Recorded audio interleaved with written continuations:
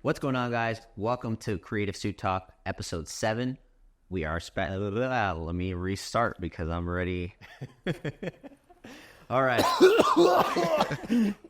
What's going on, guys? Welcome to Creative Suit Talk, episode 7. We are joined by Darwin Nunez. How are you, sir? Good, yourself? We're in this beautiful space, not our space, but thank you for hosting us, having us. I mean, myself. Anyway, where are we exactly? Right now we're in ToDo Studio, ToDo Studio on Instagram. And this is a creative studio for everybody, except that the podcast is not included. This is VIP access to you guys. And that's what I wanted to mention opening up is that we have exclusive access. So don't hit them up. Don't ask them unless you're us. Anyway, but what do you, why'd you say yes to this? Why are you how do we know? Your camera guy's in shock. Yeah. Excuse me, camera guy. Can we get you? Oh, that's what you told him. You told him I was just a camera guy. I was wondering. I'm like, what's going on here? Like, this guy once again, he likes to do this. I'm sorry. What's going on, man? Nice to meet you. Did you bring coffee for me or? Wow. I did not because Brian didn't tell me what was happening today. I had my assistant reach out and Wow.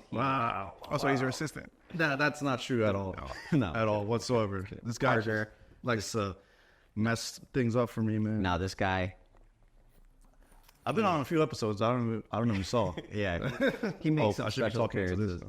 But dude, honestly, I'm a little overwhelmed with with the setup because up until this point, our setup has been very casual. Like, you know, you don't have the mic all up in your face, and it's like headphones. I'm hearing myself. Okay, I'm a little self-conscious, but yeah. So let's start off. How do we know each other? How do we meet? If you can recall. So meeting was you booked our space through Peerspace. You was filming your production for your company, and you got here. We kind of just hit it off. So the goal of this space is to be also one-on-one with like the creators that book it, and not just be like, hey, go shoot over there. You know, we try to be hands-on and also just like learn who's here. Yeah, and that was kind of like where we kind of clicked. And there was never a space like this, like in this area before, right? There's not in Yonkers, New York. So not in Westchester, I feel like. Yeah, and myself, like being a Westchester creative, I felt like that was always missing. So when he told me about you guys, I was like, wait, what is this? So I got to give credit where credit's due. This guy, we were having lunch, and we were working on, like, we were talking about brand message videos, and then basically saying, hey, like, you know, I like yours. He needed to update his. Mm-hmm. So I was like, I need one. So we were talking, and then I was just like, all right, let's get this in the books. So he had showed me like Peerspaces. He's like, oh, there's one by me, and it's like a really nice studio. So he showed it to me, and I'm like, done. I was like, let's do it. On the spot. Like I was like, okay, how many hours do we need? All right, cool, done. And then Darwin had messaged me, and usually I'll be honest, like I want to apologize because like I probably don't think my responses was like prompt or anything. Yeah. Because usually it's like, all right, he's just reaching out because he has to. It doesn't really like, you know, whatever. I'll reach out when the day gets closer. And plus, at that point, we didn't even have enough details of like how everything's going to be structured. So yeah, because I remember it was a full day production. So I was kind of like, oh, what do you need help in? Just so I know if I need to prepare the studio, remove stuff like you might not need an eyeliner, so I'll take it out. Mm-hmm. Customer service, on 1,000. no, I mean, and when we showed up, I was like, whoa, this is like not obviously impressed by the space, but I don't want to even call it customer service, but it was just like that community factor. Mm-hmm. Like this guy is one of us. Like he's not just a guy that runs a studio and like, because my only past experience with the booking studios is like in the city. Yeah. And typically that's all they do. They're in charge of just, hey, you know, you got to be in this time, out by this time. So that's what I was like accustomed to. Hey, I'm going to show up. All right, cool. There's just another booking in 30 minutes, so you got to wrap up. But coming in, hey, do you need help? Like loading, and then also like just the gear that you had here. And I was like, dude, this is crazy. This is legit. But we also see the passion behind it. It's like, I don't think you get that if it wasn't your baby, right? Correct. Like, I'm curious, opening up the studio, how long have you guys been open? Opening was June 3rd. So of this year. Yeah. So 4 months, right? Yeah. Which to me, when you told me that was insane because I would have thought, oh no, like he's been doing this like for some time, especially having all the sets like the way that they were. It was like, no, this guy just knew what he wanted. Yeah, and then you came in August too, right? It was August you was here the first time? I think so. I think in August, yeah. Like August. Yeah. It's all a blur. That guy. Yeah, no, these couple months. And the funny part is, like, I had just ran a test sale when you booked. So, like, you booked at a lower rate that I put, like, Monday through Thursday at, which I think is, like, $65 an hour, which that's way underpriced for what we offer. And I was like, let me just try Monday through Thursday, 65.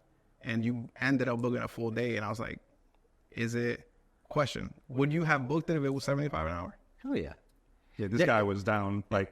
Yeah, no, it was one of those things, too. And again, just full transparency, like, I was in a state where it was like, listen, Jesse, like, we're planning things out, especially for the end of the year. I want to get as much done as we can. Yeah. And I don't want the excuse of, like, we never got to booking, we never got to play. So it was like, done. Like, I got to do what I got to do. I definitely think, like, one of the things that was super underrated, and obviously just more recently, like, the way that you market the space, too. Yeah. Again, I would have never heard of it if I didn't go on Peerspace. Yeah. But even afterwards, it's just like, oh, no, there's a bunch of creators that you're showcasing on the space. Yours truly as well. So that felt nice, but also seeing, like, no, there's this community element to the studio. So where do you gain this idea? I want to sort of start from the beginning. Where did you come up with the studio idea? Like before I get there, actually, let's talk about you. Yeah. What's your journey been like as a creator up until this point? Like, start from the very beginning, if you can recall. So in 1996, the whole special effect. We're gonna add a montage. It's like birth, So I kind of stumbled upon photography because the thing is that my wife, she was always a model growing up, and then that's when, like, YouTube was coming out, and she was doing makeup, and she was like, "Oh, I want to do YouTube," and I was like, "Of course." I started learning about cameras. We started the YouTube channel, and then I was really into fitness. Don't judge me right now. Doesn't look that way. So I started, taking pictures with my friends. I was like, oh, that's kind of cool. That's when, like, Christian Guzman and all these people was coming up. And then I was also into cars. I was like, oh, maybe I could just shoot cars. I think everybody starts that way. Yep, that's how I started. And then I started doing, with my wife, more like portrait photography and beauty photography. That's like when Manny Ortiz and all these people was, like, popping off on YouTube. And, like, I got pretty good fast.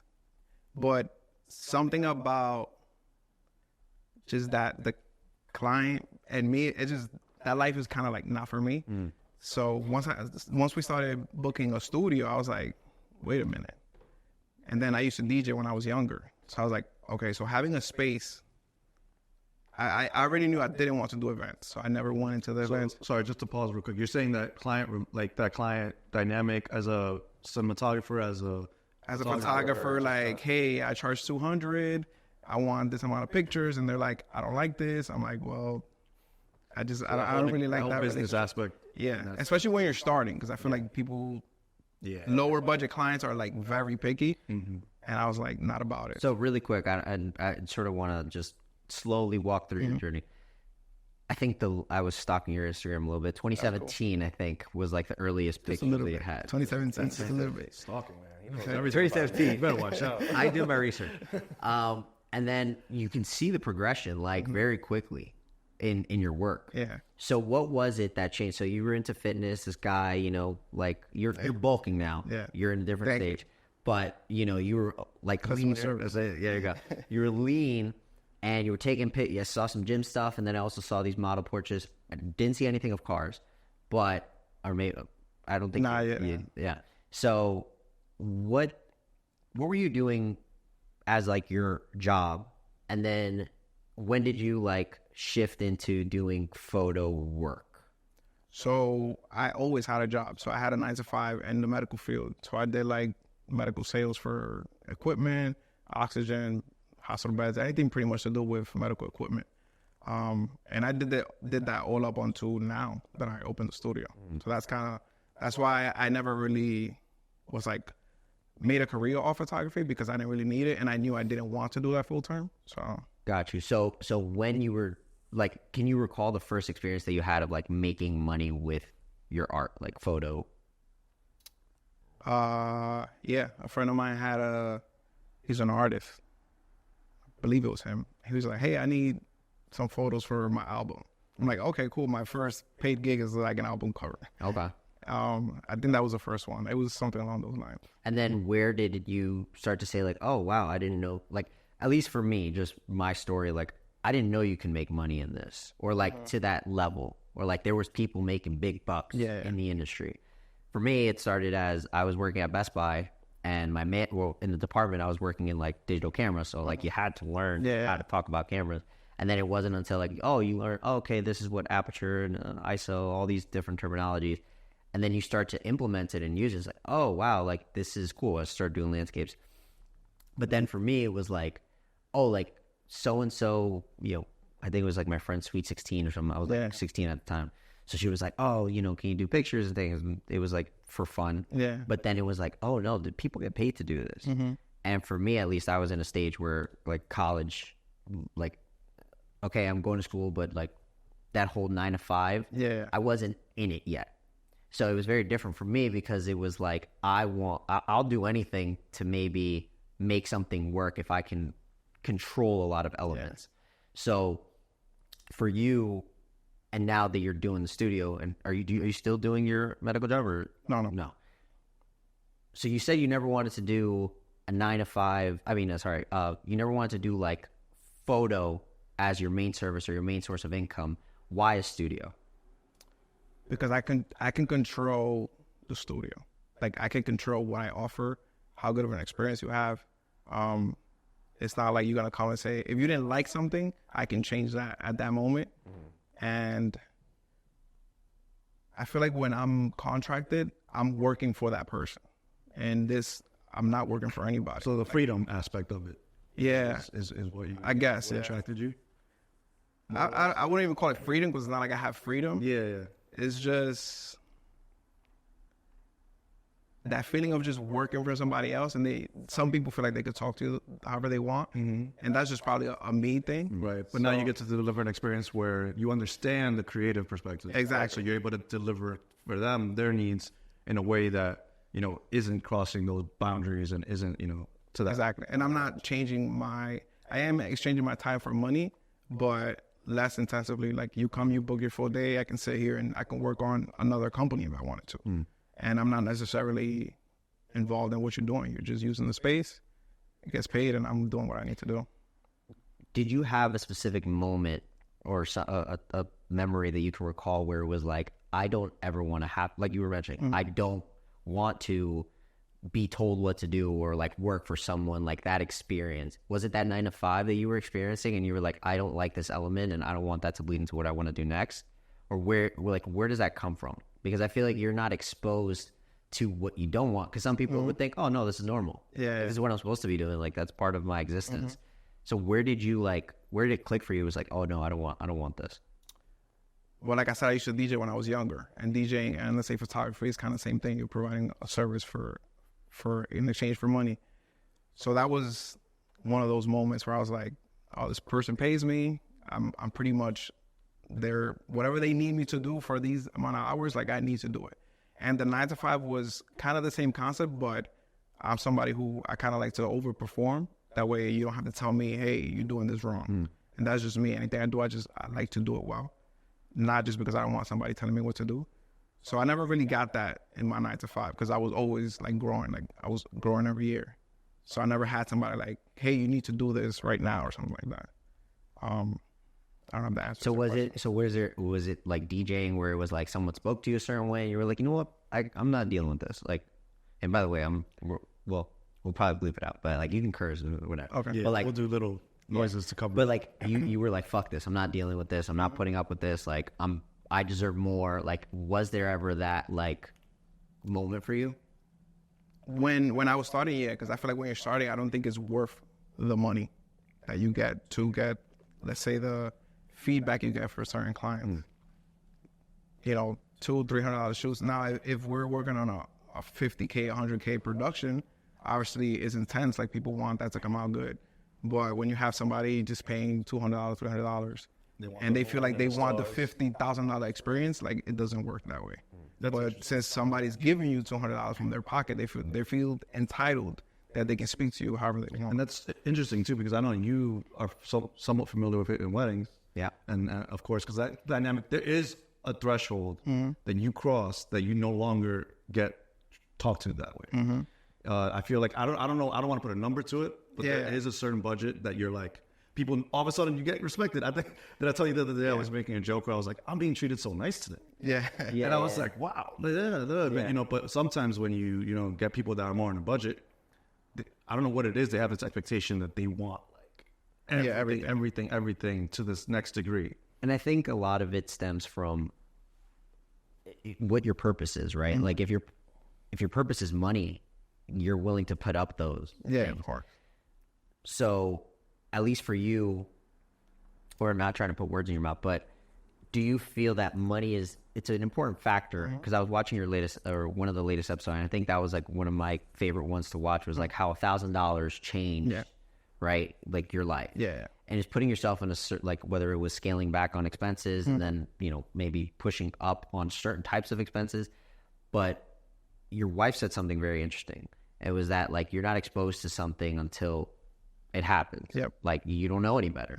So for you and your journey, was there anything that exposed you to you doing your own thing, like you taking that chance on yourself and doing something like this? Or was it just like, oh, I knew from day one I was meant to do something on my own?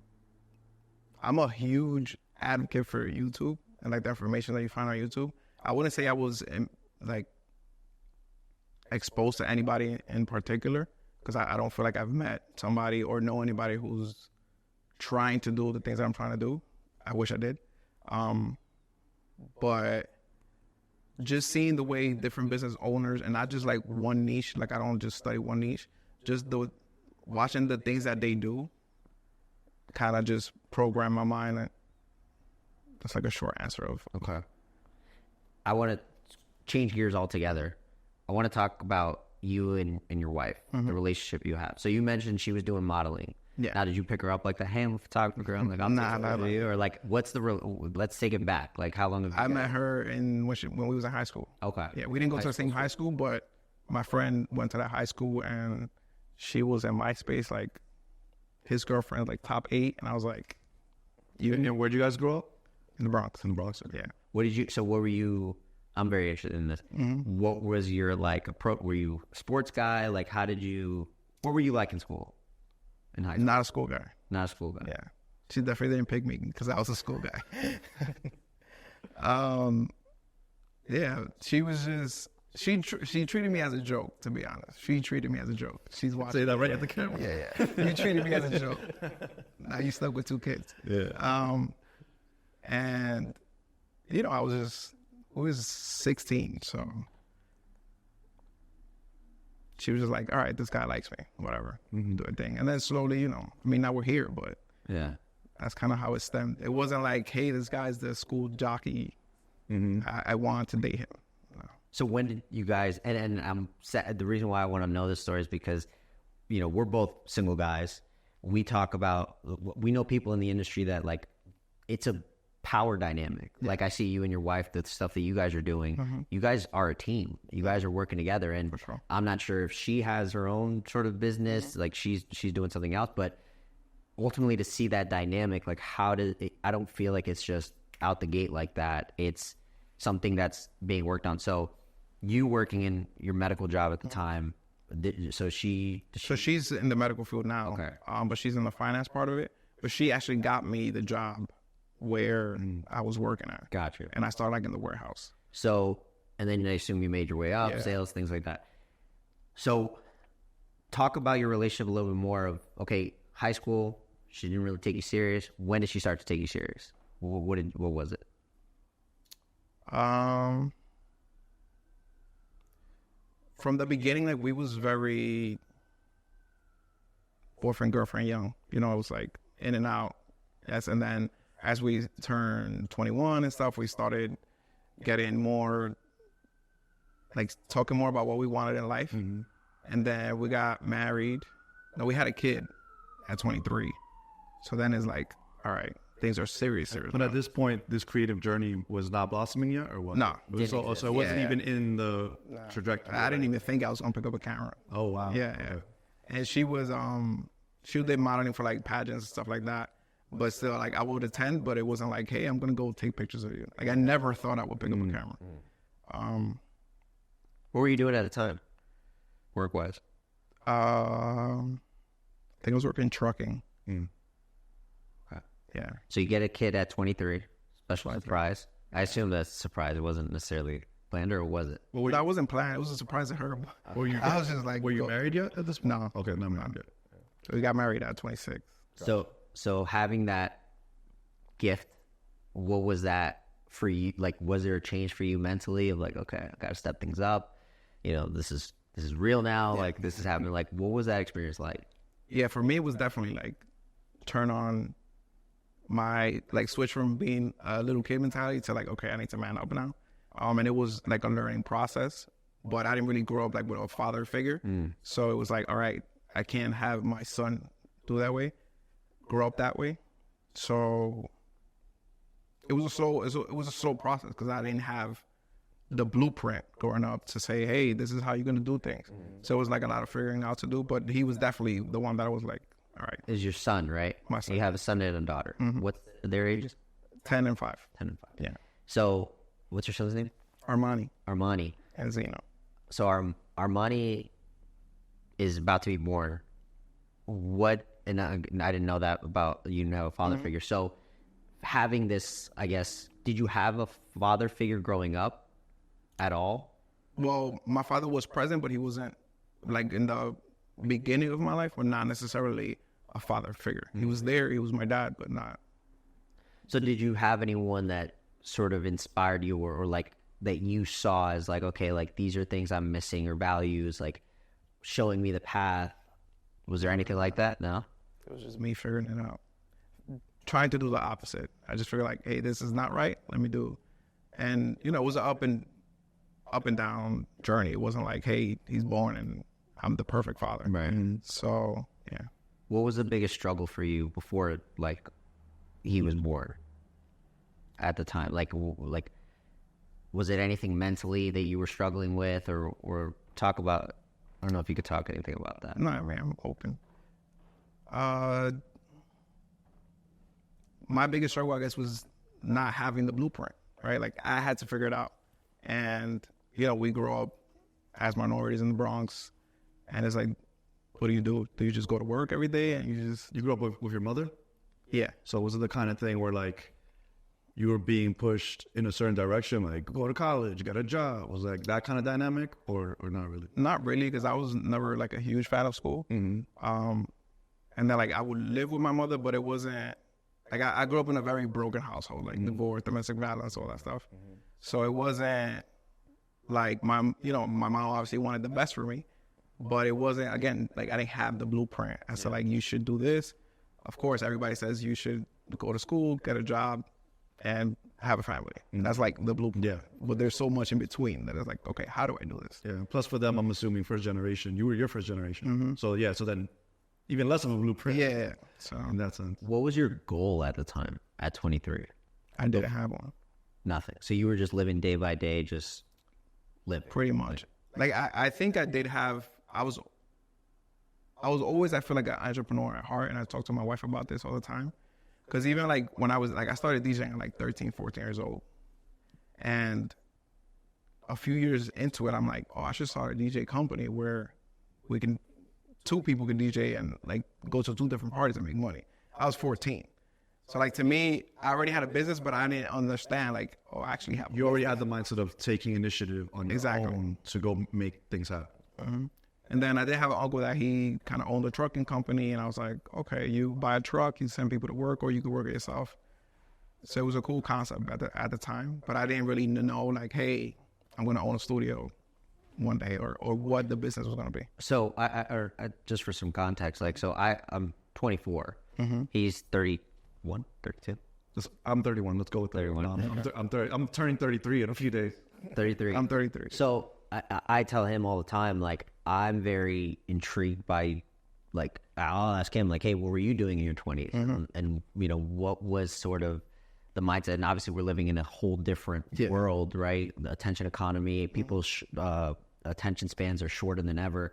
So, you know, I can't help but have this like common trend of people that have kids, like they have this like switch. They start to shift. So you sort of saying that you didn't have this, goal, so to speak. When Armani was born, at that point, was there? You said there was a shift mentally from becoming a widow man, but like, what did that look like? What were some things that changed in you physically, mentally, things that you did on day to day? I mean, my whole life changed pretty much because it's like it's no longer I can just be like, hey, we're out this whole weekend. Like now you have a kid to attend to. So I guess that just it wasn't like one big thing like that I was just like, hey, it's over, but just like now, I have to know like, okay, these friends that are going out all the time, they don't have no responsibility, no kids, no partner. Like maybe that's not the perfect group for me to be hanging out with. And just doing little things like that is what kind of like slowly changed me. And then just me having the willpower to say like, no, like I'm not doing that. I'm more focused on this. I guess that. Yeah, I have a friend, by the way, that he just had a kid and he's like, it's his first child. He's been like, I feel like my life's over. Like maybe is that kind of feeling? Is that kind of how it feels like? Like you feel like you have to completely change everything? Not really. I mean, you just can't expect somebody that doesn't have a kid, is super young, is going to relate to you having, if you have a kid. Like to that person, it's just like, let's do what we need to, let's party. And for you, it's like 26, right? 23. 23. Oh, 23. Yeah. Oh, yeah. So, definitely. I mean, I did a lot of partying when I was younger. So like, because I was a DJ, but still, I mean, at that age, it's like, you want to be out traveling and all that stuff. I think you also got the taste of it too. Yeah. It's not that you didn't get to live that out or, experience the party life. It was like, okay, I've been here, done that. And that was it for me. It was like, when I went to college for like 2 years and then dropped out, it was like, okay, like this is what it's like to go out to the club at night, okay. We have so much more information now than what we did. Yeah. Mm-hmm. Yeah. Mm-hmm. So it's like, you're singing a podcast. Yeah, I was actually like, I didn't tell you this, but I was thinking to myself, maybe it was yesterday, day before, I was like kind of envious of you in that sense. For what? In the sense of how much access to information that like you have and your generation has. Yeah. Because I think like for us, like, yeah, we had YouTube and there were things you could look up, but like full-time filmmaker, for example. Right. That wasn't a thing. Like, because now I'm like, man, if I would have had access to a lot of that stuff, like, you can't help but think like the stuff that you could have been doing that you're taking advantage of now. Mm-hmm. But I'm sure you can relate to that. Like, it's just like you didn't have access to as much, and even gear is more accessible now, and everything. And I 100% agree. I like the one thought that came to my mind is like that's where I have like little to no sympathy for people that are complaining or say things that they're not where they're supposed to be, and all this certain things. It's like it's there, sure. And like again, not like whether you're 30, 40, 50, however old you are, like it's there. Yeah. It's up to you if you want to pick it up and do something with it. I take it for granted time and time again. Like I was telling, I don't know if it was you I was telling, I was just having like this thought. I was like, I realized I can just put an address in on my phone and just show up, and I just like turn off my brain and I'm just here. I remember because I still grew up like 99, but we had like MapQuest. My mom used to tell me to print it out, and then I was in charge of like doing the right. Yeah, but like, we had GPS, like Garmin, like that. We had that one. No, but I'm saying even I Uber, remember those. even Uber, like Uber, stuff like Uber. I feel like people take advantage because, like, for example, like in college, there was no Uber. You have to call the base. You have to call a cab, go get to place And now, like, I visited my college a few years ago. You guys have the turned dial house. Not like that. I mean, when I was a kid. Yeah. But now it's like Uber, you literally get a car on demand, and it's a game changer when you think about it. And now AI, obviously. So one thing I want to turn back to is your children.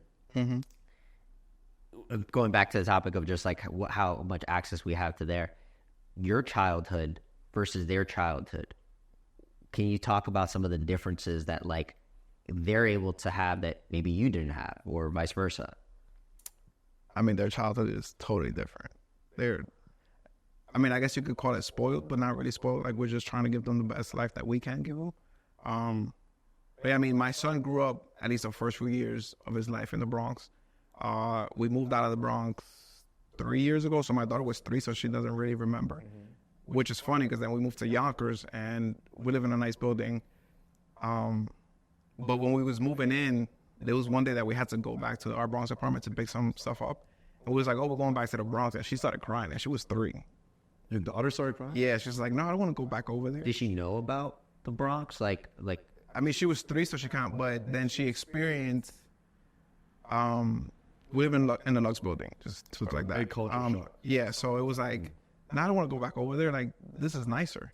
So my son kind of definitely remembers the Bronx more than her. But just that shift is like, that's life-changing forever. Because it's like, they're never going to go back to that. Yeah. So like, even for the future, like this, to them now, like my daughter, this is like her standard.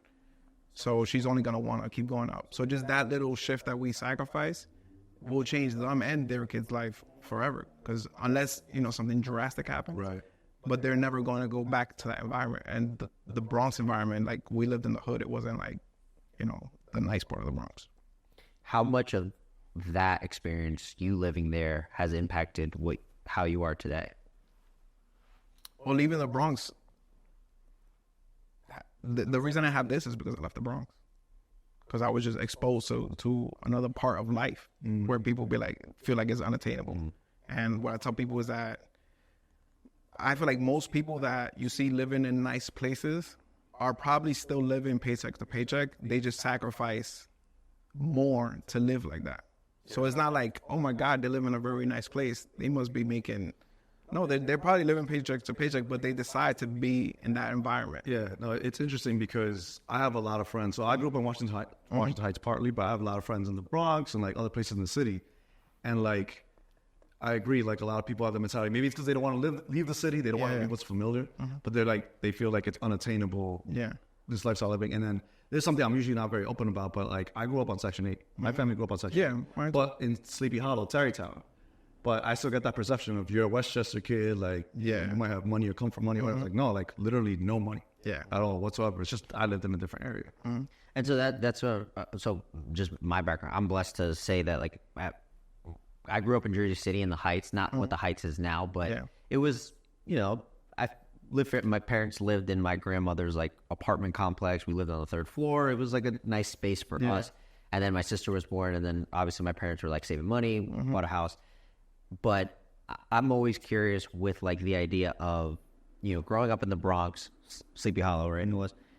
What are some things that you can maybe pinpoint that, again, not to say you want to go back and live that life, but things that you wouldn't be able to obtain if you didn't live in the Bronx, if you didn't live in those areas? What were some things do you feel that there was any benefit to living in the Bronx? I do, because now I understand what, let's say, the bottom is, right? I understand what growing up in the hood and drugs being slung around and violence and gun shootings, I understand all of that. And my kids don't, because even though my son was a little bit, we wasn't on the streets when he was born. So they're never going to understand that. They'll hear it, but they'll never be able to relate to it. I can relate to it. Were you ever involved firsthand on anything like that? Well, growing up, yeah. I was out. Yeah, you were outside. Yeah, I was outside. We outside. Yeah. But it's inevitable, because that's your network. That's who you're around. I mean, I was gonna ask, but do you have a sense of pride about being from the Bronx? Yeah, I mean, if people ask me where I'm from, I don't be I'm from Yonkers. I mean, yeah, I am from Yonkers now, but I grew up in the Bronx. It's funny, it's a better story. Yeah. For me, 100%. I think you were talking about it on an episode with your wife, something about the story. And for me, growing up in Jersey City, now living in North Bergen, it's not a luxury area, but for myself, I'm only exposed to what I'm exposed to. Yeah. And I remember always talking to different people. I went to different schools. I got suspended from public school. So I always grew up in a Catholic. I was going back to I didn't have it rough. I was blessed. My parents put me in Catholic school growing up. And then I switched to public, and it was whoa, this is a big switch. Yeah. This is a different, people are actually bullying people, right? The first world problem. But for me, it was this whole world crashing down. And then, my parents were like, okay, like he obviously can't do public school because I was a bitch back then. But then they were like, hey, we have to move him into. That's why I have a lot of problems. So my parents moved me up to like in Paramus, which is like the nicer part of Jersey, Bergen County. And, I grew up in school there, and then everyone's nice to you. Oh, okay, this is familiar. I like this. Okay, you a kid still growing up, to like dealing with things. I was like chubbier too, so insecure, but it was like different types of problems. And then you get hit with like high school and developing, and one thing I always took pride in was like, okay, like at the time it was the biggest problem, and I didn't know if I had the answers, but it was like I've been here before. There was like I grew up in to say I grew up in Jersey City was like a flex in Paramus for some reason, right? And then all these kids from Paramus were just like, oh, like I have to deal with, my daddy not letting me borrow his car. Like it was things like that. And I remember going to high school in Paramus still, everyone's parents bought them a car. Everyone had a nice car coming into school. I was driving my dad's Ford 1990 truck with a broken windshield. And I felt like a badass because that was the time when it was like, oh, like this, that's the kid. Like, I don't know. It was like. That's the old Jersey City you're talking about, right? Like that's Jersey City from. This is like Jersey City was more of like my middle school childhood. And then going into high school, I still went to high school in Jersey City. And then I went to Paramus back. It was like weird. I went from Jersey City. Then I went to school up north, and then I went back down because I was like, no, mom and dad, I'm hood. I need to go back. To be there. I need to be there. I'm not a little bitch anymore. Like I got to prove that. And I remember going for 2 years, and I remember being surrounded by that hood mentality. Like everyone showed up, everyone was like blasting music, being disrespectful to teachers, and I became that. I became that kid. Was like, I'm gonna do everything in my power to prove myself to this circle of people that didn't even give a fuck about me. And at one point, it was just like, I'm fed up. Like, I'm done. And then going back to, I had been exposed to what it was like to be in this area. Right. So I had switched schools up north. But no matter how far, what it taught me, ultimately, the reason why I'm sharing the story is like, no matter how far you end up going to like avoid something or go back to it, it's all going to be there. But I think there's lessons in each experience that you have. Of course. Being in like a Bronx area. But I think you're able to have more tolerance for certain things or less tolerance, right? Less, fuckery you want to deal with. More street smarts. And then going into more of a nicer luxury area, I look at that as like you have the most advantage compared to like someone that was like maybe not in that or were always surrounded by that. They live in that bubble. Yeah. So. Yeah, because like what happens when things go south? Can they deal with those issues? Yeah, exactly. Because they're so used to the comfort. Yeah. Like what is struggling? Yeah, like, right. You actually know what a struggle is? Right. But yeah, I mean that for me that definitely helped. And then for me, it's like I grew up, let's say, being with the bad kids. So saying, hey, fuck this life. Even though we grew up together all our life, like I'm gonna go be a family man. Like this is not the cool guy. But this actually is the cool guy. Right. But at 23, people might be like, oh, he's gone soft now. Exactly. But now at this point, it's like, no, that paid off. And clearly that was the mature, right thing to do. Yeah, I mean, and at 23, it was still kind of like, it wasn't just like I switched. Yeah. It was like a learning curve for me to be able like, embracing like, hey, I am like the family guy. But yeah, it's definitely a hard transition, especially when you're young. It's like, damn, people are looking at me like, I'm soft and stuff like that. Now I don't really care. But so speaking of soft, living in the world now, do you think like, and this is a very interesting topic for me, is like having children living in what we live in now in today's society, where I personally think everyone's like soft, like soft as they come. Yeah. How do you feel about, just not to get like political or anything like that, but just like growing up with children now, like what are some things that you're trying to instill in your children, maybe tying in the Bronx, tying in certain things, like they have the luxury of living in this nice area or in Yonkers, things like that. What are some things you're trying to basically teach them in regards to values? Well, we're Catholic. And we kind of just teach them like to be themselves, like, because now I feel like you can't even express yourself online, or people are gonna judge you. So we try to tell them that, like, hey, if you really like this, it's okay. Like, not everybody's going to have the same opinion. It's okay for you to like this. And kind of that, we always teach them the right things. I kind of feel like that's this generation's version of developing a thick skin, is the online, being yourself, being authentic, remaining that way. Yeah, like, you know, everybody's always going to have an opinion or judge you. Like, it doesn't matter. It is what it is. You post a lot on your social media, or at least like when I was doing my research, my stalking. We're actually low right now. It's funny. Everybody always tells us, like, you post a lot. We're like, do we? But the fact that you're able to like post skits, and I saw there was one like you were holding the cardboard sign like book the studio. Is it the Bronx that it's just like, I just don't give a fuck? Or what was it for you to become more of this online presence that you were like, you know what, I can care less, I'm gonna create this? Because I'll be honest, like for me myself, like I find myself in this back and forth imposter syndrome. Right? I feel like we all struggle with that, or maybe you might not. Yeah.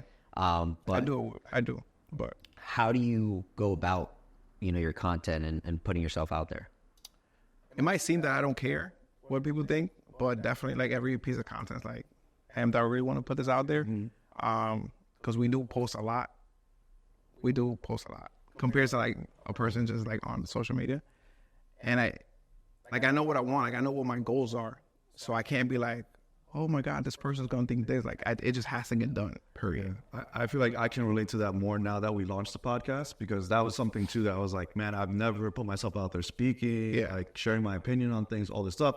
And then, you know, I kept doing the collaboration thing with my account. Remember? With the So I'm like, okay, like back to back days. And I'm like, some people, I could see them probably getting sick of this, maybe even unfollowing me, because they're like, I don't need to hear this guy talking. Like, especially people that don't really know me like that. Yeah. But then I'm just like, but again, like you just said, the end goal is worth it. Like, I don't care if I lose these people, because I'm trying to align with the people that, you know, fit in this path. So I feel you on that. 100%. It's just like our TikTok. I don't know. Did you take a glimpse of it? I don't have TikTok. Like, me personally, like, that's the one application I try to stay off of. Like, we'll post, I think, I don't even know if it's posting, honestly, on there, but we should put it on TikTok. Yeah. Nah. So, like, our TikTok audience is so different from everywhere else. So we dance on TikTok, right? And we have almost 200K on TikTok. And that takes a lot, because it's like, we just danced one day and the video took off, and I was like, damn, keep dancing. And then people like, so we try different things, and like when we will try something new, let's say we post a clip of the podcast, like it wouldn't do well. Right. We post we dance for like 15 seconds, it'll be like 500K right away. And we're like, damn, I'm not a dancer. I mean, I know how to dance, and we just do it. Like, it is what it is. People either like it or they don't. Are the commentators on TikTok, like, are they more like raw? Do you find it, or not really? Our TikTok fan base is very supportive. Yeah. Like, nice. But then they can't relate to not that they can't relate, because I feel like it's more of a Spanish audience on TikTok. But it's just juggling. Like, we don't even know how to monetize it yet, because it's such a niche that it's like, we're just growing it and like using it as a funnel to our other social medias. Because what we kind of promoting through dancing is just like a family and partnership and just being happy in a marriage. Nice. Not necessarily like, oh, we're professional dancers. Got it. So it's like, I get torn down all the time. Yeah. And it's like, it is what it is. You're still watching me. That's the haters. Yeah.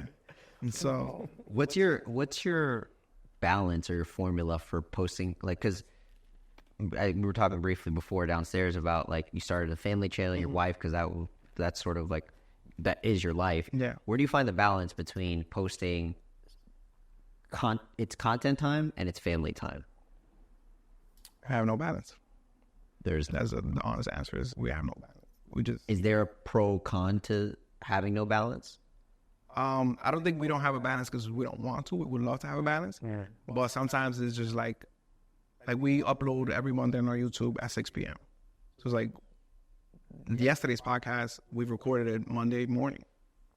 And we know it was late, but there's no balance. Like, it needs it gets done. It needs to get done. Yes. So, you know, like, we'll bring the kids. The kids will be on the iPad. We'll record, and then we'll like take them out to ice cream, and that'll be like family time.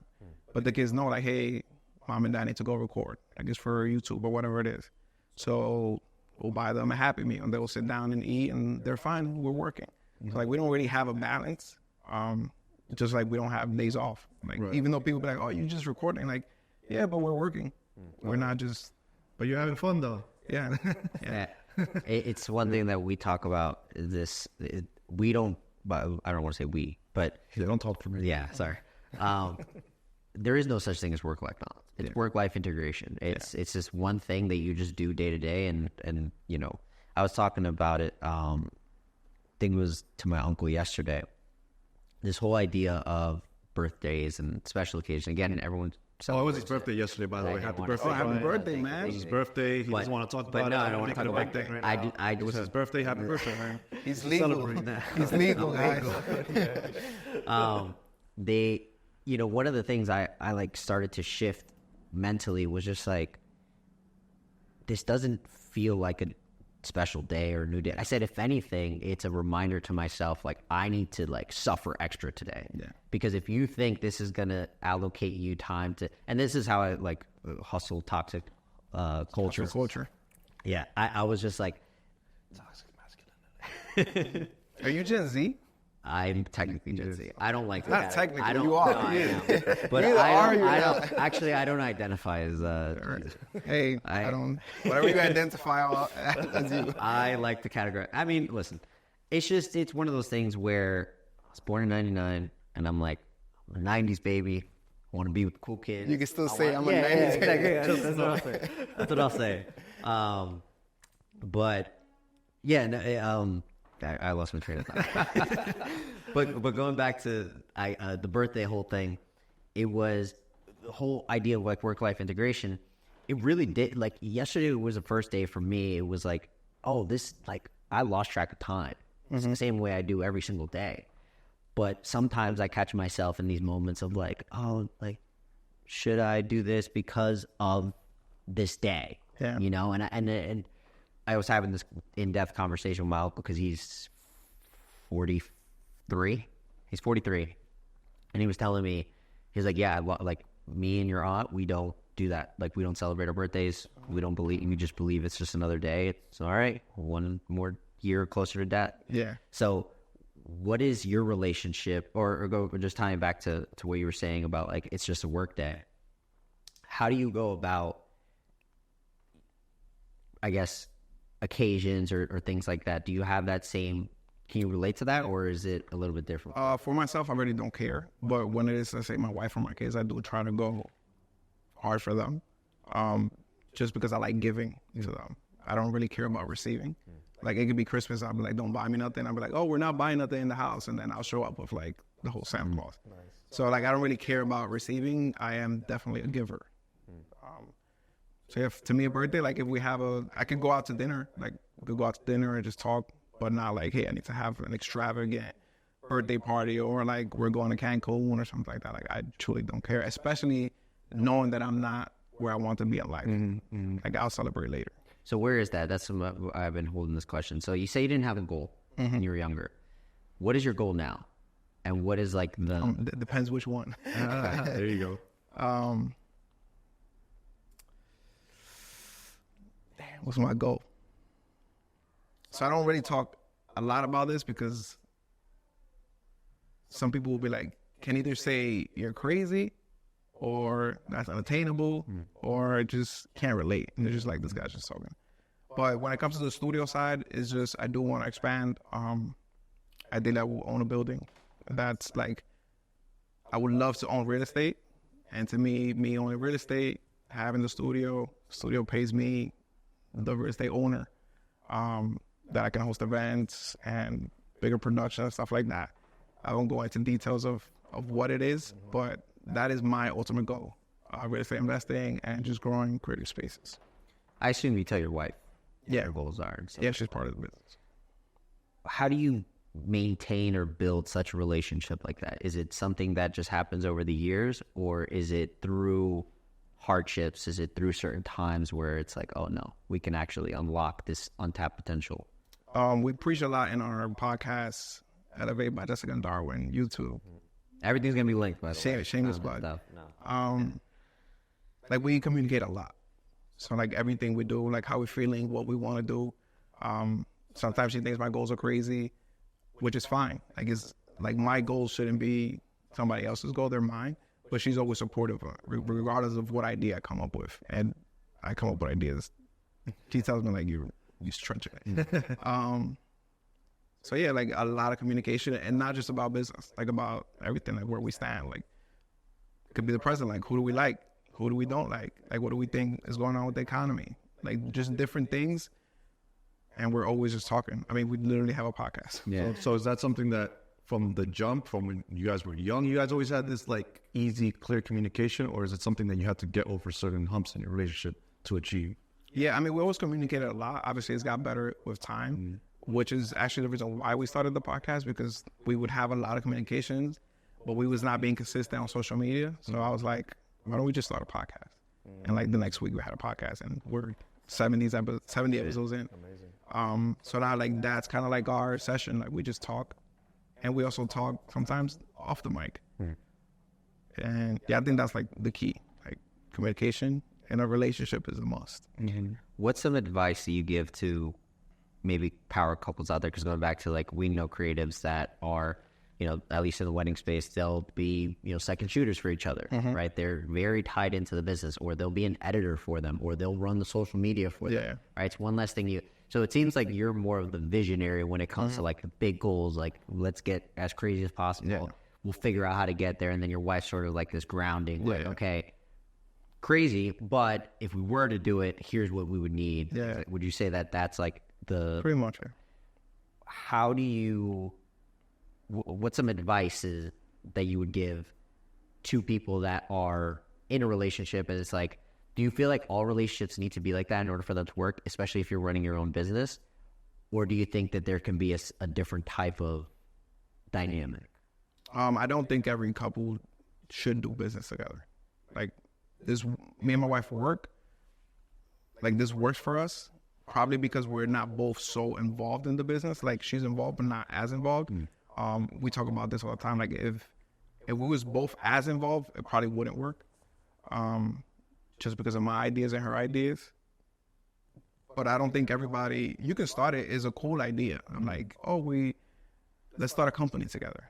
But that doesn't always, especially depending on where you want to take it. I feel like the examples, at least from the outside looking in, that I've seen that have worked the best in terms of those dynamics is usually when there's a clear set idea that I'm this role, you're that role.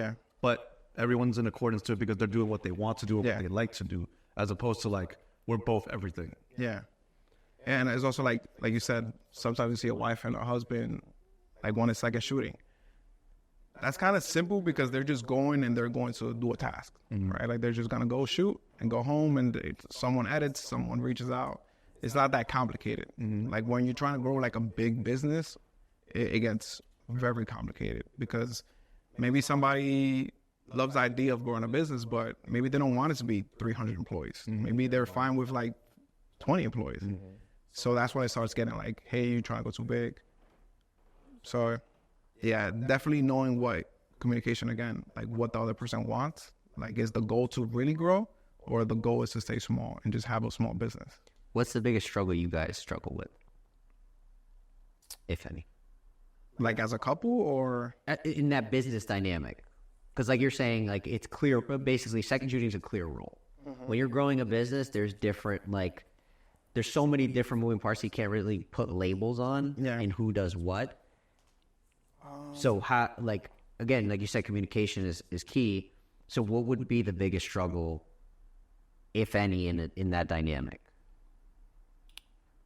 We don't really have a struggle. It's more of, now I feel like it's more like, do I want and does she want to be more in the role of being just a mother and a wife than being a business owner and like being at the top? Not necessarily like, we don't have business like issues right now. So it's more of that, like, do I want to be more involved in the business and growing the business, or do I want to sit back? Not necessarily sit back, because I feel like being a mother and stay-at-home mom is also a job. Yeah, like I think that's our biggest debate right now. Like, does she really want to focus on this, or does she want me to focus on this? But she also wants to be a part of this, because like we've been talking about it all our life, to just like detach the herself family from it. business dynamic. Yeah, so I would say that, but not like any big internal problems. Gotcha. I don't know. Do you have any questions? I know I've been like going No. just hammering away. You gotta know. No, I just this doesn't fall asleep. It's very interesting, man. Like I'm very, again, single. I've only been in one relationship ever. Very single. Very single. I don't know about that. He's looking good. I'm looking. Girls. I'm very interested with the idea that, you know, like putting in time into someone else. Like you have to be very sure of yourself. Mm-hmm. So you have to know what you want. You have to have these like lines, and everyone talks about compromise and all these other things. For me, it's like I'm training. I'm doing everything, like taking my health serious. I'm trying to become like this absolute beast. Yeah. Because I want to be that person that's fully like can stand on something. Mm-hmm. And then when it comes time to building a family, I know what I can sort of have as like a criteria of like, hey, these are my non-negotiables. For you you were in a relationship since 16, you said? You guys been together? It seems like you guys developed each other or as one. So I'm very interested in like that point of view of what it's like to grow up in a dynamic, because I feel like there's another person that, and not only just one, now you have three that you have to consider that might want to do different things. So do you feel like what's your thought on compromising? Like, I mean, you need to compromise to an extent, but there's two different people now. So it's like, how much is that other person willing to compromise? So it's like me and my wife have compromised all of our life. Like we haven't even gone on a honeymoon. That's how much we've compromised. So it's like, is that person willing to? That's why I say like not every couple should do business together, because maybe that person doesn't want to do business. Well, there's some people that don't want to compromise either. Exactly. Ever. So you kind of have to understand that. Like it does sound cool. Like let's own a family business like that. But when it comes to actually doing the business, that person might not care. Mm-hmm. So you shouldn't want to like try to convince this person like, hey, let's start this business, even though they never seen themselves that way. Now, to not go on the honeymoon, whose idea was that? Was that both, or was it you? Both. Yeah. And she was like, I get it. I'm down. Yeah, I mean, it wasn't even like we sat down and said, hey, we just know what stage of life we're on, like what season we're on. Do we want to? Did we want to? Yeah, of course. Like, who doesn't? Do I feel bad sometimes? Of course. Because I didn't give her that experience. But it wasn't like, hey, we're not doing a honeymoon for 8 years. Like, figure it out. It wasn't that. It was just like, okay, we know like, why we're doing this, and we're growing slowly. I mean, you have the studio now. So. Exactly. So, yeah, definitely compromising, but knowing, again, back to communication, is like knowing what each person wants. Switching gears, unless you had any questions on your business partner, Brian, who I've had the pleasure of meeting, has a great name. Let's talk about that story and sort of how this came to be. You said you moved to Yonkers, or the building that you live at now, 3 years ago it was? 3 years. So you and Brian have known each other for 3 years, or how long have you been? He moved into my building a year after I moved. Okay. I didn't know him prior to that. How did you guys meet? How did that happen? And then you guys obviously share this space, so. We met on social. Okay. Instagram. He started following me, and then he reached out, which he said he usually never does. He was just like, hey, what's up? Let's connect. And we connected, and then he posted a photo in our gym. Our building has a gym. And I was like, wait a minute. Like, that's definitely my gym here in our building. What are you doing in my building? Yeah. And he was like, no way, whatever. So it ended up that he ended up moving to the same building that I lived in. So he made that sacrifice of leaving the Bronx. He was also in the Bronx to come to Yonkers and just being exposed to new people. So we was both chasing that same thing. And then we connected. We started talking. He was already on his own for almost a year, doing photography and video, freelancing. I was still working my 9 to 5. But at that point, I already had a studio. It was a smaller space, probably smaller than this area here, that we got for the podcast. Because we initially started in our home, but we didn't want people coming into our home. It was like, let's separate like our life from just random people coming into our home. So we was just like, let's get a small space. and we found a space in Eastchester. And then we brought him on the podcast, which he's never been doing things like that. And then things just flourished.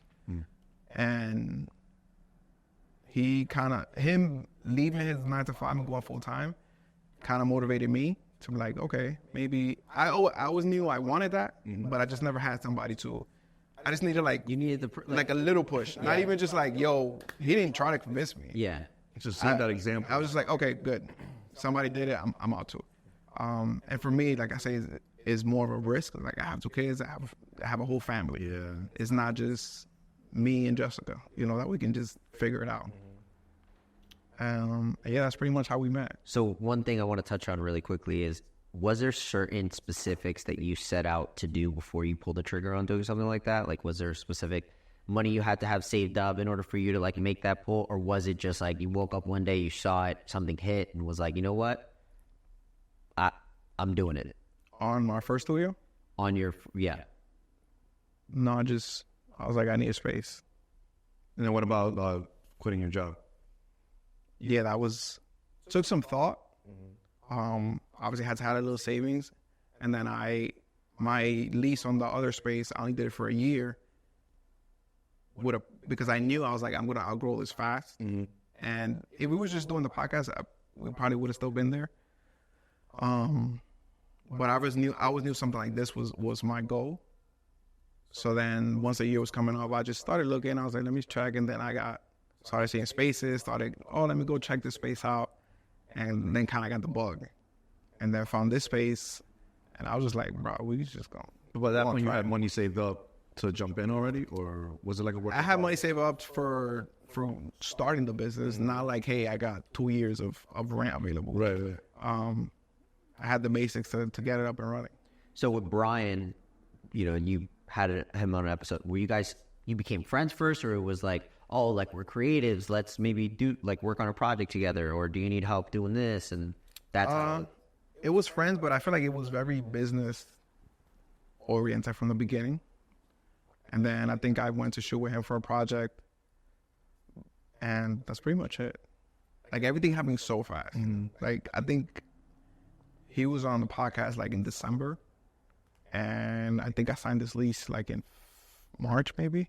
Wow. Yeah, that's pretty fast. So it was super fast. What was the convo? I don't even have a year with knowing him. What was the convo like? Of like, hey, there's a space, I want you to come in. Like, it wasn't from the beginning. It wasn't a business partnership. Because I knew like I didn't know him that well. Right. So it was something like he was helping out, and I was like, okay, this is cool. I'll talk to my wife. And it kind of just grew into that. But it wasn't like, hey, I'm going to open a space. Do you want a partner? It was more like, okay, let me see how things are, how we are with each other. And then we sat down and we broke it down and we became business partners. So having a business partner was never necessarily in the cards from the beginning. No. It was just something that morphed. Yeah. What were some things you looked out for before having that conversation? Like, what was it about Brian? We're like, you know what, this might be a good idea. He's handsome. He's like, I'm going to clip that whole part. That's it. That's all I need. Just like his work ethic, like his values. He's engaged, so I know like he's about to get married, so I know he's like more into like family and being chill. Like I can't be a business partner with a single guy who's just like partying all the time. Like it just wouldn't make sense. Knowing that he wants to grow, like he does want to grow his business and has other plans. So like things like that. It was a lazy. That's enough. It's like enough giving you. Yeah. It's interesting because one thing I wanted to segue into the conversation of is like the creative space and the people that you meet. So like less than a year, you guys are pretty much doing business together at this point. So at least for us, like I think the first project we worked on, besides like I second shop for him for his wedding gig, was I guess it was this one, right? The OA. Yeah. So, like, because like I'm very eager, and I think we both have, I guess, past when it came to like business partners, which we don't have to get into specifics, but you know, I had one that was becoming a family man, and he, you know, at the time, like I had opened my own studio, small apartment space, but the whole apartment space was rigged to be a studio. Yeah. And that ultimately fell through because it was like, at the time I was the only one in there, and I get it. His girl was pregnant. He had to be there. He also had a 9-to-5 job that he was going to.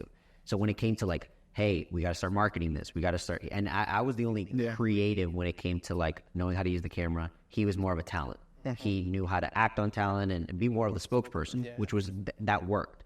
But when those roles weren't being fulfilled, or it was like, hey, I don't feel like I can really execute on this. And again, at the time I'll be honest, I was like a little in over my head. It was like, I was doing events where, you know, the gigs would pay me for the space. Yeah. And I'd make some money on the side to pay for my expenses, but I was breaking even. Yeah.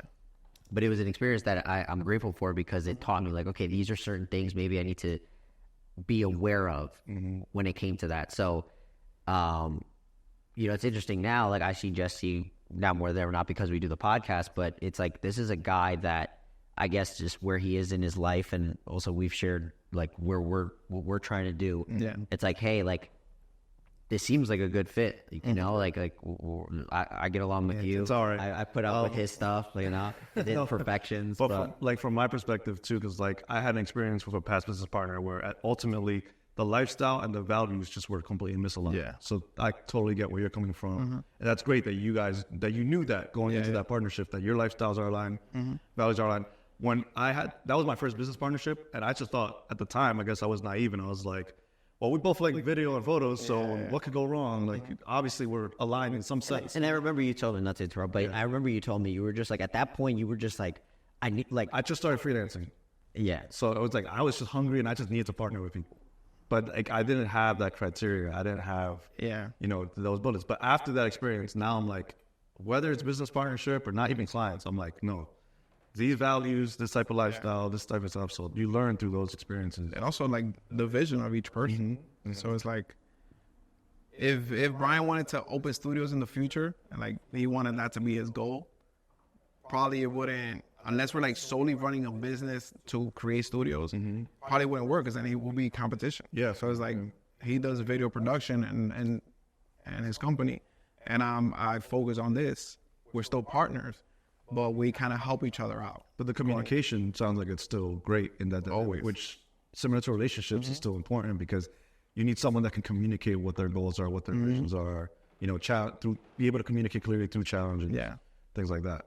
And it seems like you guys, would you say, like you said, it was more business dynamic and then it sort of developed into the friendship? Because that's basically how I would say our relationship is. It was like, hey, business first, want to make sure that we're handling this. Yeah. These are non-negotiable, whatever. And then it was like, oh, okay, like, oh, Jesse's into feet, and, you know, no. That is not true. That's false. But it's like having banter like that, right? It develops into that. It just wasn't forced. Like his fiance and my wife was like, this is kind of creepy. Like, it just wasn't. Like, we wasn't like, yo, we need to figure out a way to become business partners. It just happened. So I think that helps a lot. Because that means we both trusted each other. So if you guys are feeling that way, then you don't take advantage of it. Did you have any, so tying back to having any past experiences with other creatives besides Brian, was there any maybe stories or anything like you could pinpoint of people you were like, oh, okay, this is what it is to be a red flag in? Okay, by the way, I just wanted to tie back to my story. Was like, this guy's great. I still keep in contact with him today, but it just wasn't a good fit for what I was trying to do. No, I never started another business with anybody else. Did you ever work with anyone on anything else and was like a red flag? And if so, I'm curious, like, what would be that red flag on someone? Never have. Have you worked with people in the past? Yeah. Okay. What type of projects? Like photo, but not in a way like I'm like, oh, they're hiring me. Like, maybe we should become business partner. Like, I never thought about it that way. Well, I was just saying, not necessarily business partner, but from a creative standpoint of, you know, because the creative journey is pretty lonely. Well, it might be a little bit different, right? You and your wife, she's had that model background, so you guys have that dynamic. did you ever feel like there was a void in your creative journey in regards to like, damn, like I feel like I'm the only one doing this, or like I don't have people that I can like talk to about this type of stuff? Like your friends that you're growing up with, or I don't know if they're into DJing and things like that. You're probably not into DJing anymore, or maybe you are, but like in the photo or video realm, did you have that network of people? No, because I had a network of creatives, but those creatives just wanted to be creative. Right. So it's like, I tell, this is my new line, might be corny, but like, I don't want to be a creative in the industry. I want to be a business in the creative industry. So like I want to provide a space where people maybe don't want to take on this risk, right? For them to come, but we're still kind of connected in the same thing. Like we had a whole production here with creatives of mine, and we're still in the same thing, but we have different goals. Like we're not all trying to be the best photographer or the best videographer. And I think that's why it works out on my end. Like I'm still in the industry, but not in the same realm of what people want to do. You speak the language. You just speak the same language. Yeah. So you would say definitely more business-minded than creative. Me, yeah.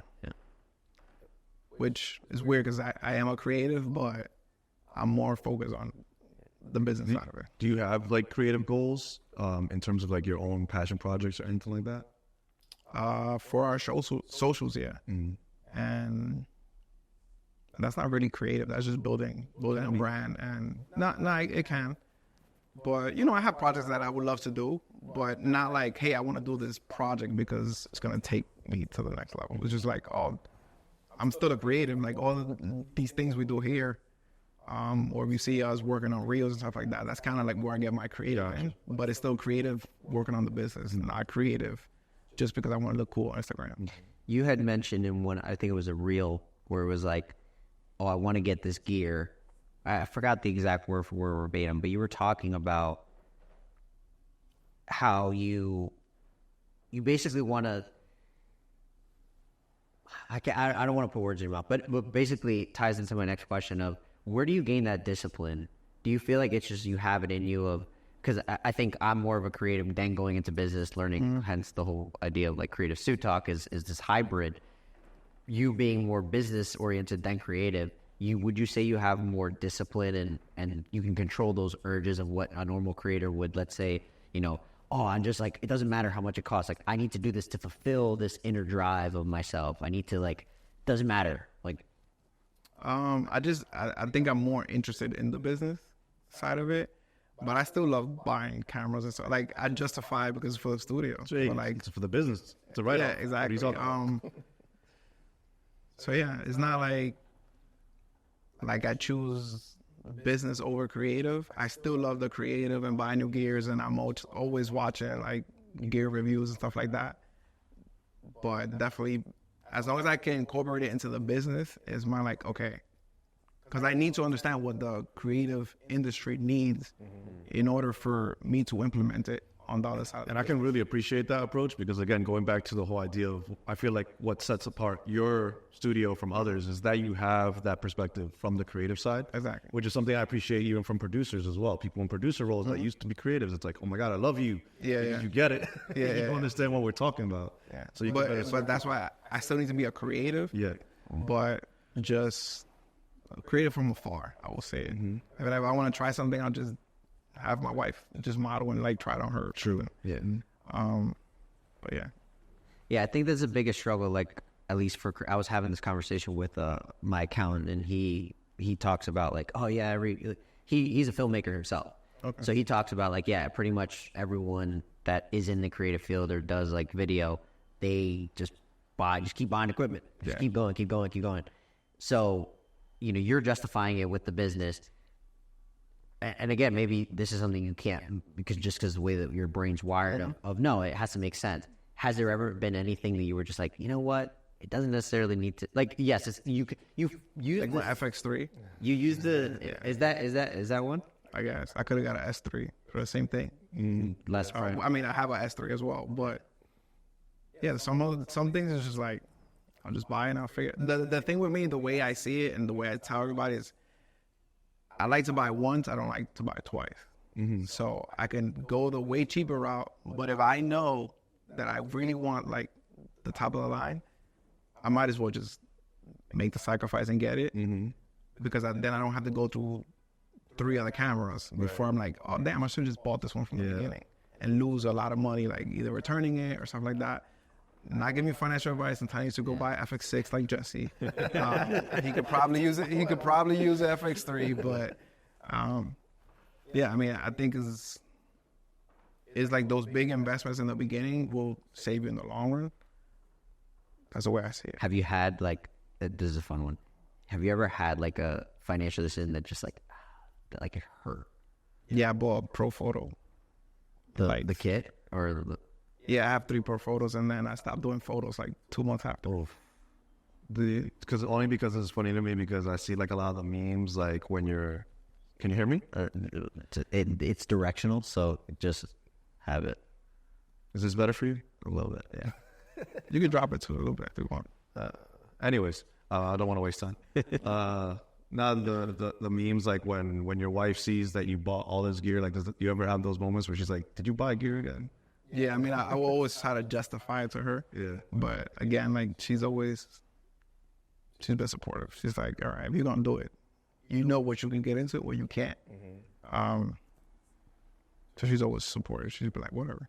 She knows she's gonna get better photos and videos. I'll be like, hey, your videos are gonna be like fire. She's like, yeah, just buy it. Yeah, that's dope. So to wrap up, because I think we're good on time. What's in the plans for you? Like, what do you have next? What do I have next? We have a session left. Right now, the main goal is growing the studio. Again, this is a brand new market for us, a brand new business. So there's a lot of behind the scenes that goes on that people just be like, oh, you have a cool space. Like you should be creating all the time. But there's a lot of behind the scenes that goes on. So just growing the community, trying to find people like you guys in the area, or just transitioning people from like not going into the city and coming here. I love it. That's my favorite like part. Isn't that to go to the city? You can use it as a testimonial, by the way. The one thing that I love about how easy it is to like load in, load out, like just 20-minute drive, like easy traffic. Customer service, like you get a good-looking guy like Darwin to greet you. They create reels. They promote you on their social. Yeah. Like, so, one thing I do want to touch on is the way that you market the studio. It's very unique. I don't think I see a lot. Like I've seen other studios do it where they'll promote like the big magazines or like if places are having that. But it seems like your approach is let's create content of the space or how it's being used. Like behind the scenes of the behind the scenes, so to speak. Where did you get that idea? Was it inspiration, or was it something that you saw a lack of? Like, you were struggling in the marketing side, let's say, and it was like, okay, this is going to be a solution to that. No, I just know that social media is very video oriented or high quality, let's say. And the way I see it is, if I can help you make money by you promoting that, like the money's gonna come back eventually. So like help people make money and you will make money. So that's the way, I don't get behind the scenes of everybody because they're booking their time. Like I asked you, I was like, hey, if you want, I can, like you booked your time. Like I don't need to be, and I'm usually not just there all the time. Like I'll say, hey, I can record you for 5 minutes and then I'm out the way. But people like seeing like, hey, damn, this is cool. Yeah. Like even beginner photographers, like you would have to pay somebody to create the reels that we make for just behind the scenes. Right. And people could share that. And once you share it, people start reaching out like, oh, you're doing photo, you're doing video. So I think it helps them, it helps us. To me, it goes together. I mean, I can offer it as a package, BTS $250. Yeah. And I just choose to just ask people if they want the behind the scenes. That's a great strategy. Yeah. Strategy. That's something we talked about. That's the biggest shift. Like, I don't know if I had mentioned to you before. I think the first time we met was I was doing events. Like I was doing it, had my own sort of company. And then I was also like working within another company to do all the like events, coordination. Like you said, I relate to the whole like emotional base. It's like, oh, you get some people that like don't feel like it was worth it or something. Yeah, not that it wasn't worth it, but it's like, oh, we would have hoped to see this and that. And it's like they missed the whole point. And again, I'm not saying that they're wrong. It's just, that's just the name of the game. That's the industry. So going into more of a strategic approach and trying to have certain conversations, business-oriented conversations. Hey, what makes sense for you? What makes sense for them? Putting together content. I lost my train of thought on the question that I had, but just referencing strategy. Like that's always like the joke that we have, but it's a serious there has to be a method to the madness. It's not because like as much as Darwin's a great guy, it's just like it needs to make sense for the business. And I think that's a lot of things that creatives, hurt themselves by doing, is saying, you know what, like I'm just gonna put myself in a position where like I won't charge what I'm worth, for example, versus there's a greater like you could, just using the BTS, let's say it's $250. I'm worth maybe like $250 to charge for this, but for you being the business oriented, you understand the value that it brings, and it's not necessarily monetary then and there for that hour that you're recording or whatever. It's what it brings. And so going back to like strategy, it's being able to have those conversations that unlock the bigger vision. What do you think, just last thing, what do you think are some daily habits that you pretty much instilled into your life that allow you to basically maintain that vision, that open-mindedness? Daily habits. I don't know if I have a daily habit, but I do stand strong on having like a big vision, and like everything that you try to do within what you're doing is to work towards that big vision. Like if my big vision is owning more studios, like I shouldn't be trying to like open a barbershop on the side, because it makes no sense. So it's like always having a big vision, a big goal, and like everything you do has to relate to that. I understand sometimes you got to make money. Sometimes you have to say no to a project because it just doesn't fit with what you want to do. Like if you really want to do weddings, like why are you doing a baby shower? It just doesn't make sense. The time that you're doing that, like maybe you should be marketing to people who are getting married. Well, let me hit you with a rebuttal. It's well, I don't have like the income.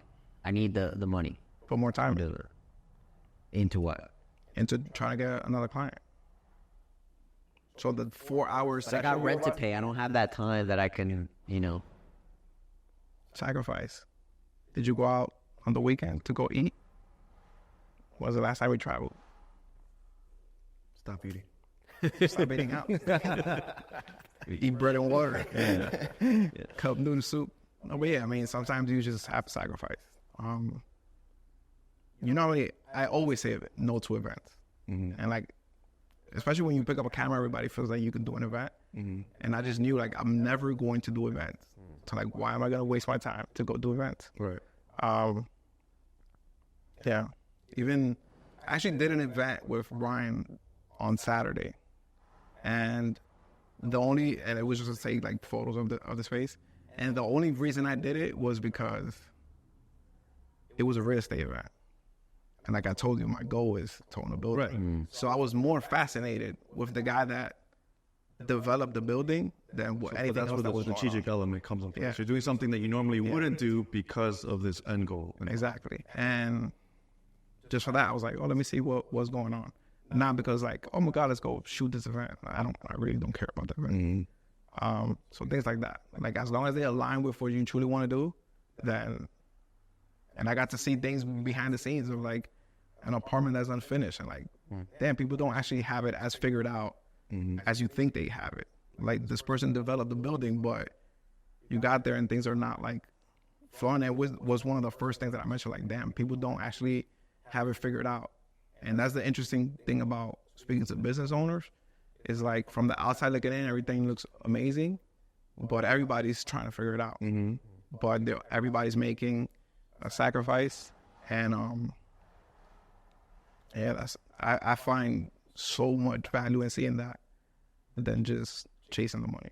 It's that reassurance that it's just like, oh, I'm not the only one that is like figuring it out. Yeah. That's true. Yeah.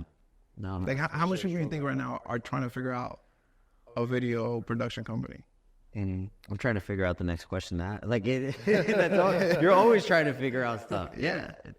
So it's like everybody wants to have a video production company or create content. even all these influencers, social media, like everybody's trying to figure out, how do I get the next brand deal? How do I create better content? So, yeah, don't compare yourself to other people. No, Amen. I love that. I think this. So, what's you guys' next step? Sorry? What's you guys' next step? Right now? I'll let you go first. In What's your general, business? I mean, I'm pretty much rebranding all my stuff from top to bottom. Like we said, like making our brand messaging videos, things like that. Are you rebranding to create the same thing? So essentially, like, I'm in a place where I'm trying to create separate video production brands for different niches, because I already have the wedding production business going, and now it's going to be more. I'm having another brand that's going to be more oriented towards corporate and commercial work. Okay. So my goal is to focus more on that one, because the wedding one is already going. It's already set up. It's it's pretty much automated in a sense. Okay. But the other one is the one that I want to build a team around. Take on more of a producer role, less of a cinematographer role per se, and get more into directing and storytelling in that aspect. At least for me, it's funny because like I feel like at the half or whatever's left of this year, it's been changing or evolving, or it's becoming more. It used to be, at the beginning of the year, it was like video production for health and wellness clients only. Now it's becoming this thing where me and my clients were talking about like email marketing, realizing, this is something I can assist with, and especially like, hey, tying in the assets, like it's getting more into a branding role. I don't necessarily do logos or anything like that, but I'm seeing the lack of knowledge, but I get great fulfillment, and also the business gets great fulfillment financially wise of offering, hey, let's work on this together. It's a collaboration, but it's a creative partnership. It's not this, hey, reach out to me, I can do these photos for this brand and then deuces. It's about creating those relationships in a business sense and being able to create a brand that has, I don't want to say influence, but has been able to accomplish other business things. Like, let's say, for example, a food brand starting up, and it's like beef jerky, so to speak. If they don't have any creative direction, like we want to be there from the very beginning and then be able to see them, like, whether they get bought out or whether they, hit like the public market, we want to be able to like take pride and say like we had involvement in that journey. So for me, it's now becoming this thing of like, how can I create specific profiles and identities for specific brands and work with them, and then reaching out to guys like Jesse. I was going to say that's why our dynamic works well too, because I have zero interest in like really being on the marketing side and like doing all that. Like I don't want to touch social media management, like yada yada, branding. Like I just want to come in, be for this guys like him, be the producer that can come and make the content happen. Yeah, gotcha. Yeah, it works out. Definitely works out that way. So you don't want to do the video side of it? I don't mind. Like I think I'm becoming. It's fine to say no. Yeah. Like you have to choose. But I can't necessarily, because here's the thing. I know it's easier for me to say I can like do the video stuff because I've been doing it for the longest, and like the branding and the marketing is like more of the frustrating. But that's what makes me, I think, so into it, is because I'm like I need to figure this out. Yeah. I need to know what the formula is, but there is no formula. Yeah. That's the whole thing, right? I know that there's no formula, right? There's might be a structure, but there's no like, you do this one thing and you're done. There's no blueprint for it. And that's I think what I enjoy so much about it is just like the discovery. It's discovery. It's always figuring out, always problem solving. Okay, how can we? It might not be video that we need to solve the solution or be the solution. It might be something different, and it's always having that like never ending learning. But being involved in the photo and video side, I think it's always fun and great. But I genuinely, like when I was here at the studio with my clients, it's being able to like have the, this is why we're doing this, and explaining, and then, leading. It gives you that advantage versus someone who's purely a marketing person. Yeah. Wouldn't have that insight to production. Yeah. Yeah, 100%. And then being able to like take it in post-production, talk to like my editor and be like, hey, this is what the mission is. This is what we want to stay away from. Yeah. This is why we want to stay away from it. It's being able to really break things down for me. That's been like my biggest, I guess, self-development as well as like business, is like being able to break down every single thing, because it drives me crazy that like things are so broad sometimes. Yeah. So cool. Yeah. Good to know. Yeah. Now we know. Yeah. Darwin, I appreciate this.